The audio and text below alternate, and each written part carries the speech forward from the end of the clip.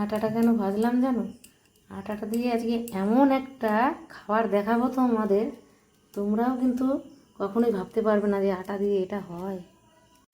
2 বাটি আটা ভেজে নেব আমি। 2 বাটিও পুরো দিলাম না, ফুল ফুল।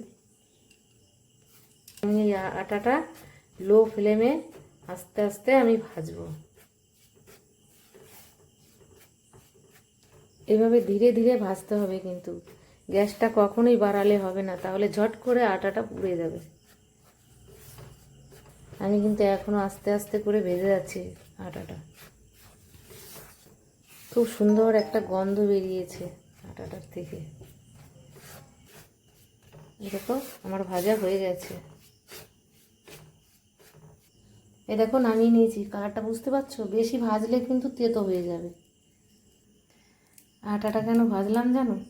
আটাটা দিয়ে আজকে এমন একটা খাবার দেখাবো তো আমাদের, তোমরাও কিন্তু কখনোই ভাবতে পারবে না যে আটা দিয়ে এটা হয়।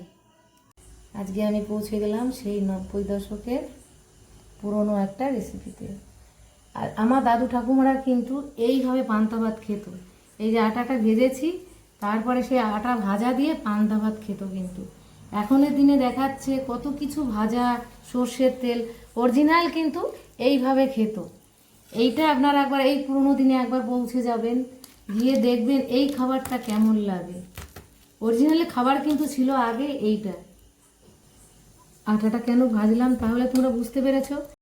এই পান্তা ভাতের সঙ্গে কি কি আছে বুঝতে পারছো? 1 পিস মাছ ভাজা আছে, 2টো পেঁয়াজ কাটা আছে, আর একটা কাঁচা লঙ্কা আছে। এই হচ্ছে কিন্তু পুরোনো দিনের মেনু সকালবেলার। এর থেকে বেশি কিন্তু মানুষের জুটতো না, তখন খুব অভাবের দিন ছিল। এভাবেই কিন্তু তারা খেয়ে খেয়ে কিন্তু দিন কাটাতো।